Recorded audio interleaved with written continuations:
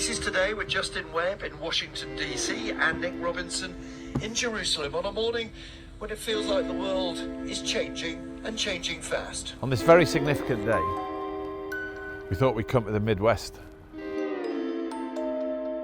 of England. Are you from Rugeley? So nearby? Met a girl from Rugeley. She said, if you want to stay with me, you're coming to Rugeley. So that was that. Rugeley's a very, very quiet town. It always has been. Not a lot goes on around here and nothing lasts long around here.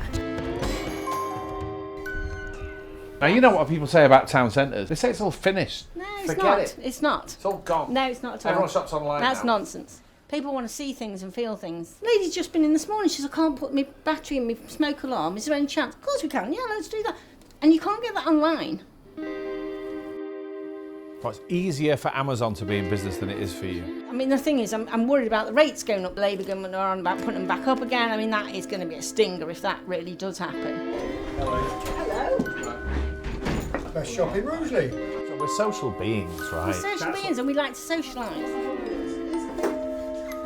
The trouble is, there's people that sit on the internet, order, and they go, oh, there's nothing, you can't get anything in Rugeley anymore. Yeah, but because you haven't been down and looked. If you come down and look, you'll see. Otherwise, suddenly we're not having anything left. Or you could buy it from Amazon. Wash your mouth out. Take care, guys. See you later. Bye. Rugeley was once a coal mining community, but it eventually became an Amazon town. We came here 7 years ago to visit its vast fulfilment centre. We spent a joyous afternoon here, watching what remains of the British trade union movement, trying to recruit people at the absolute cutting edge of the global economy. Can I just give you that? Oh, okay, thank you. Hi, excuse me, are you working at Amazon? No. In come the workers, out come the parcels. Yes.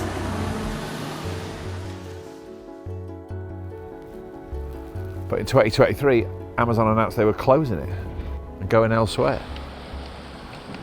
Every sort of 20 minutes or so, a solitary Amazon lorry goes in there. But I can't emphasise how quiet it is standing here.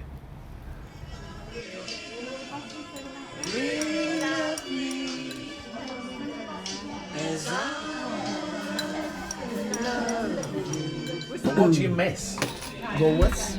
I mean, we've just lost rights, haven't we? Yeah, the cake shop, and it's been there. Donkey's years. Some of the pits, because I used to work there at the canteen. You worked in the pit canteen? They're trying to shut the museum as well now. You know, that's not right. You never close. Well, people forget if you close the museum. That's right. Give me some hope. I'd like to. Joanna didn't It was a market town and it was a mining town, power station town for a little bit, but that's gone as well. So now what is Rugeley? What's the answer? We're not sure. I mean, what we can do here is really try and have that positive outlook that together we can actually do something, we can thrive. It's a shame really that employers and sort of, you know, big players in the economy don't have that anything like that community spirit. I mean, the fact that Amazon pitched up here and then not much more than a decade later just disappear again. It felt like Amazon was just something like on the edge of the town that wasn't really part of Rugeley.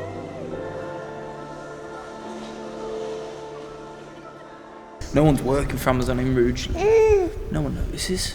It's just a big blue building at the end of the town, like. Yeah. That will be gone soon.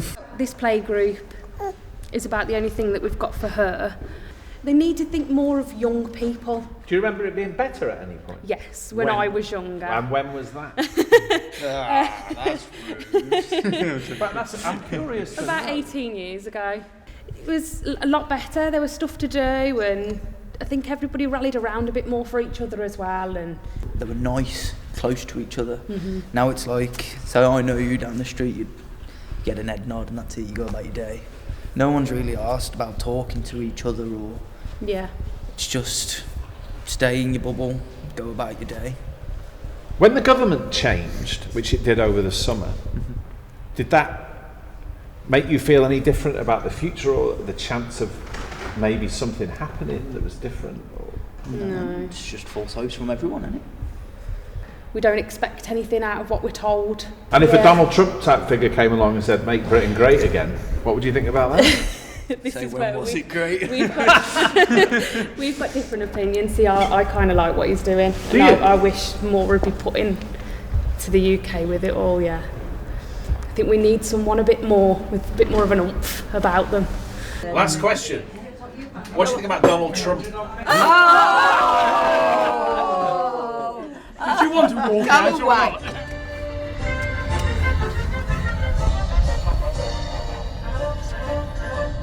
You did wonder, don't you, when you see Eric Trump just ahead of Jeff Bezos and Sundar Pichai, the head of Google, and you wonder what the small talk is probably like between them. Why did he shut down that warehouse in Rugeley? I hope he asked him that.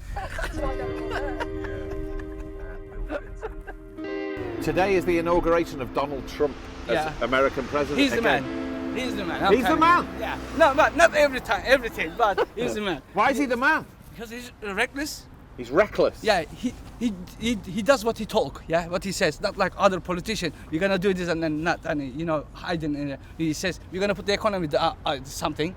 They don't do it. But Donald Trump does what he says. But forgive me saying this, he hates immigration and migrant workers, it seems. He wants rid of Sometimes I hate myself. Like, as a foreigner, I'm saying that seeing people that just like using the system. And then using the system, you see, and I'm working here on 13 hours I work. Yeah, 12, 13 hours. Yeah, because it's on the job. I'm on IT normally. I finished IT in the UK. Right. I run my business, and then in the pandemic, it's gone. Yeah, my you business lost your business in the pandemic? Yeah. How do you feel about the future for you? For future, myself, it's just like I'm still trying to catch up my purpose.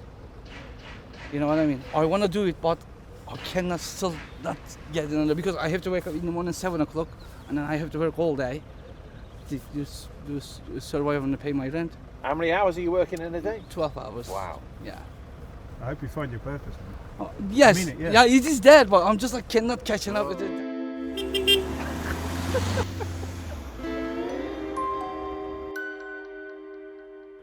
I will very simply put America first.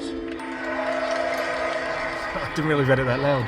No. For some reason, we're sitting in Rugeley listening to Donald Trump getting sworn in as the president. I kind of heard that, yeah. Do you think it's a good thing? It worries me. Does it? How does it make you feel? Yeah. Some of the things Trump says, some of the things Elon Musk says, some of the things that Reform say, it sounds good, but it's actions you want.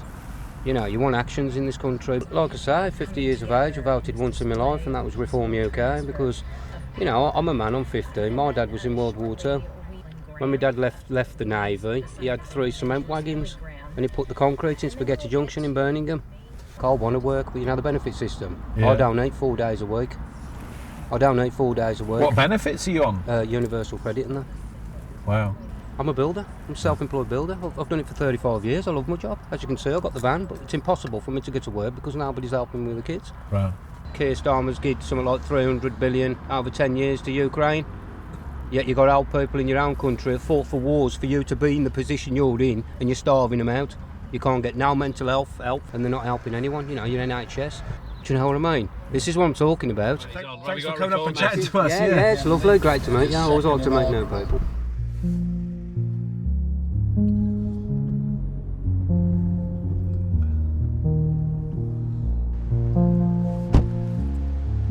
Wherever we go, we meet lots and lots of people who feel disorientated or isolated, or that the world's sort of stacked against them somehow, everywhere we go, right? And I suppose we came here looking for a bit of hope.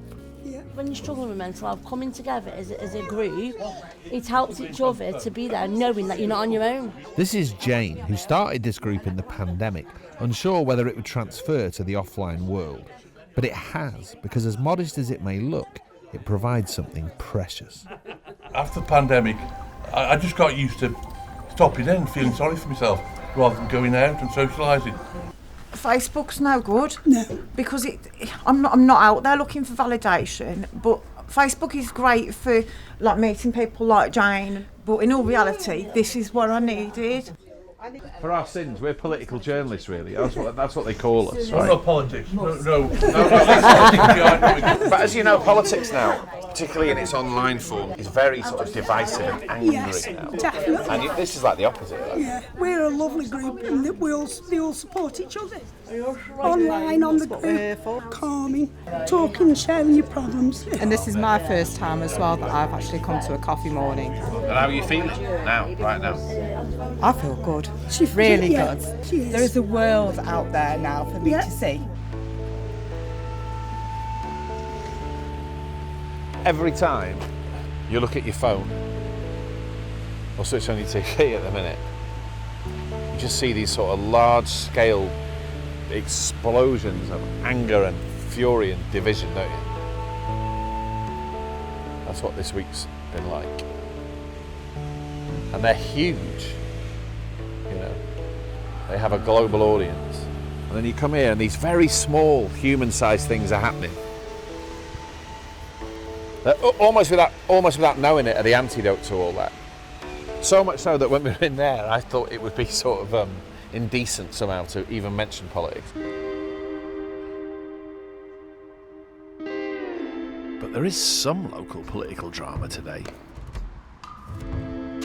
Right, we're in search of Britain's thriving democracy. There's a by-election today for the Borough Council.